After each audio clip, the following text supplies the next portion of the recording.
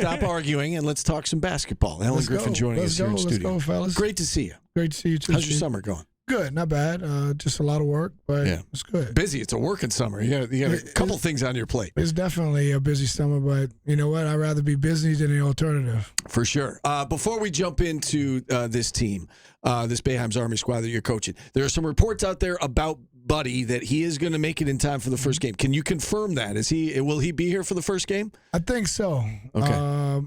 But you know, he might be a little jet lagged. So in terms of playing time, he might be one of those game time decision type deals because you know, flying all the way back across country, and then trying to play a game, it could be tough. But obviously, if he can go, obviously we're going to use him. All right, so I see that the roster is now up to 12. Jameel Wilson has been added. Charles Pride was added within the last week or so. Take us through this team, this roster buildup, and how do you feel about this group as a whole? What are your thoughts? I love the group. I actually got a chance to watch them work out today. We did a little shooting workout at a brand new gym in East Syracuse. I'll be honest with you, off the top of my head, I don't remember the name of the gym, but it's a phenomenal gym. I think it's a gym that the Syracuse community needs. Got 2 full courts in there. It's a beautiful gym. But looking at the team and seeing the team, I think you get a little versatility.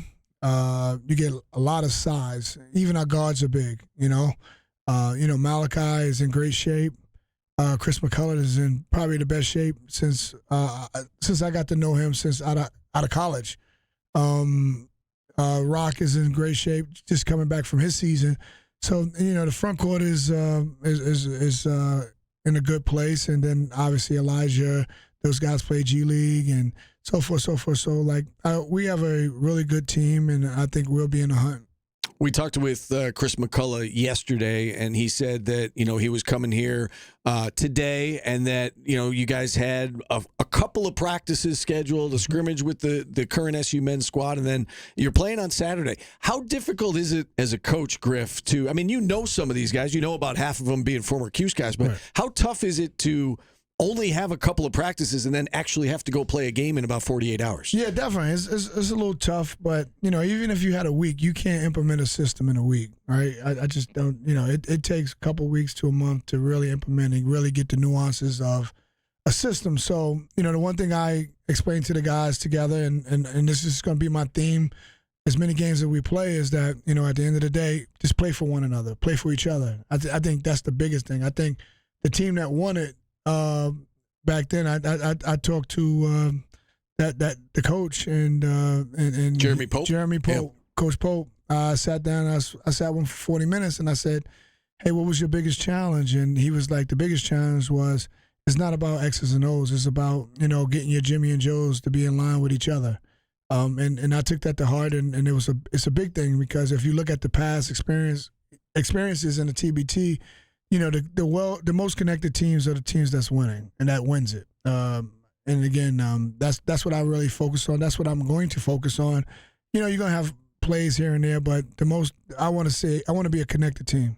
How hard is it to get ready for the Elam ending, when you're used to playing with the clock all the time? Yeah, the Elam ending is tough because it's based off your scenario more so than anything. So I don't think you could prepare for it, but you could put a couple of scenarios down on a sheet of paper, which was given to me, by previous coaches in the TBT, and just say, hey, listen, because it's quick, and some timeouts, you got to have a reference sheet to just really think about, all right, down 2, up 5, what's the strategy? So that'll be one of the things that I'll try to, focus on and then see what happens. I will say this, Paulie, fouling is frowned upon. Yes, 100%. In the Elam end. That's the one thing that they said, and that was consistent through every coach that I talked to. And I talked to about 5, and that's what they said, you can't foul. Yeah. Fouling kills you. Really, as you like to say, puts you behind the 8 ball if you foul. How about for you, Griff? I know you said that, you jumped at this opportunity when it was kind of made available to you. How do you foresee this opportunity making you better as a coach, and the fact that you've got your own team here for the next few weeks and get to run practices and get to decide subbing patterns and in-game decision making? How do you see this experience helping you? Yeah, it'll definitely help me. I actually talked to Adrian too, and the one thing that he gave me was good advice is like, at the end of the day, just be yourself, right? And what kind of coach am I? And that's what I'm trying to figure out. I want to figure out if I got it or not, right? This is a great opportunity, and the one thing I've never ran from is the smoke, right? I love the smoke. I'm always in the mix, and I always try to be in the mix, and this is just a opportunity for me to really evaluate myself, because we all have aspirations of being a head coach, especially when you're in this business. And I get my opportunity with the TBT, and I'm grateful for it. I'm thankful for it, but I'm evaluating myself, and I'm really trying to see what I got. You mentioned the smoke. There was some smoke when this was first announced. Of some fans were not happy with you doing this. Right. How were you able to put that aside, and did it make you question your decision at For all? all you fans out there that question because I'm not on the road recruiting this, that, and the third, I was at home, weed whacking, but I had my TV on, and if you go to NBA TV, all the games of Priest Jam are being played there. So that's the place that I would be at. So I'm not missing anything. I'm just not there, and I communicate with our recruits and the guys that I'm recruiting personally, and they understand the situation, and they want the best for me just as much as I want the best for them.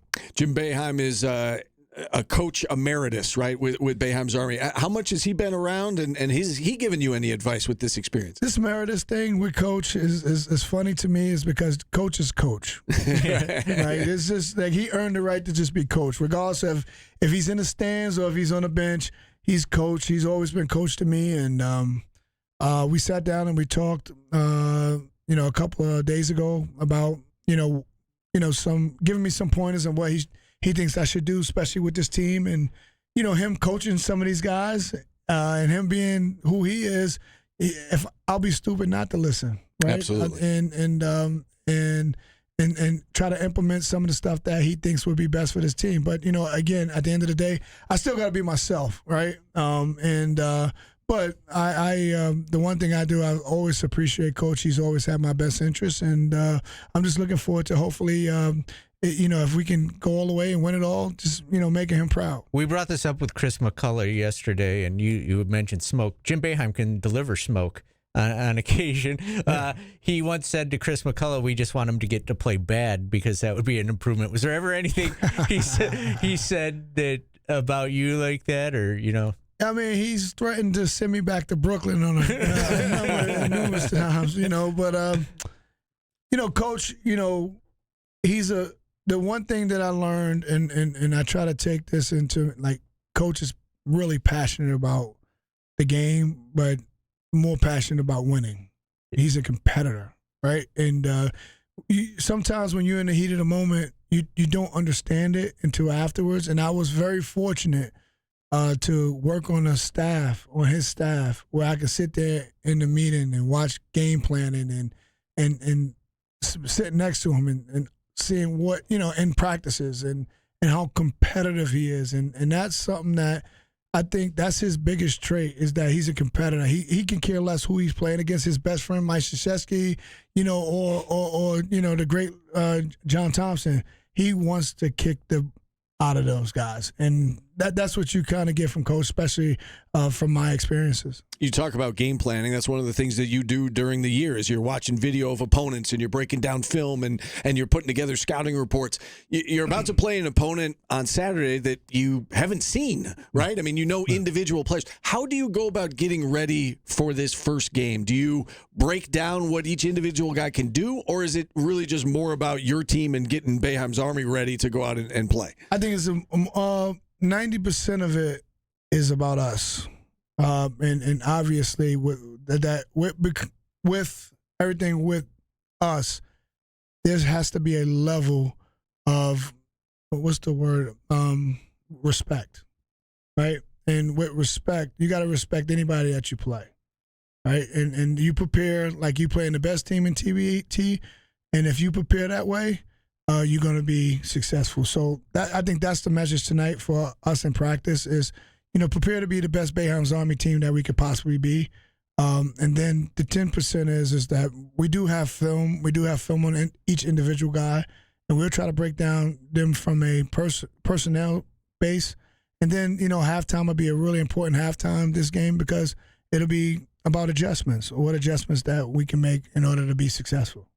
We're running short on time here, but we do want to ask you about the current squad if we can. I'm sure you've been working out with them, seeing these guys play.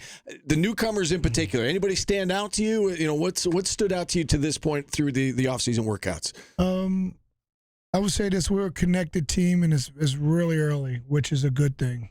Obviously, no minutes have been played. Everybody has been upbeat, but it's probably the most connected team this early that I've been around. So I'm looking forward to the journey and finishing out the rest of the summer. Is everybody here now? No, Luke we're still missing two guys. Two guys? Yep. All right. Yep. Luke and Big Sheffy, he's still playing high school stuff, and he's finishing up some academic stuff. Do you feel as though, we talk about this all the time, winning the offseason. Do you guys feel as though you've set yourselves up for success this year? Do you feel comfortable with where this roster is? I know it's early, but going into this new year, you feel good about where you are? Yeah, definitely. I think in terms of talent, I think we addressed some issues that we've had in the last couple of years.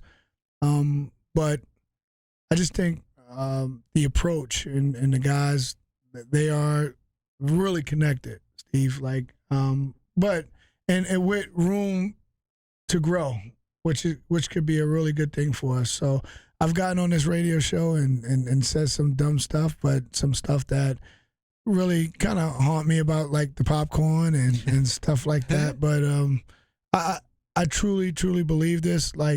I'm very optimistic in terms of what we do every day and what we bring to the table, and I get excited about each and every team that I coach, that I'm a part of. So this team is, again, the only difference is that they're a lot more connected than any other team that we've been around, since Adrian's era, which is a small sample size, but it's a good enough sample size. So. Certainly sounds like a step forward. Last question from me is just about the schedule. I mean, you look at this, we were talking about it earlier today. You've got that stretch of the 4 games in Vegas, Tennessee right after that, and I would assume you're, kind of bookending that stretch with, some lesser, Division I opponents. How do you feel about the schedule? It seems like there's a nice mix between lower D1, that game in Philly against Drexel is going to be interesting, and then that trip out to Vegas. Yeah, first of all, the mid-major schools that we play, the Drexels of the world and stuff like that, those are the games that really tell you what your team is and what your team is about.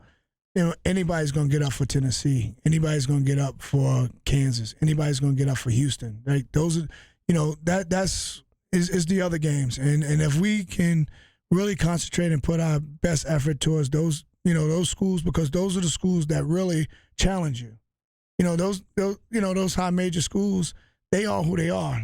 And, you get one style and that's it. But, you don't know what Drexel's team is going to look like, or you don't know what this style is going to be. Yeah, you might have an idea, but, those schools, the way they gain their advantages are they switch a lot of things up from year to year, because I've been at that level. So, yeah, and those are the teams in the schools that scare you. So I'm looking more forward to those schools than actually playing the other schools. Last one for me is any pressure on you guys? You feeling any pressure for the outside noise or anything going into the season? Nope, no pressure at all.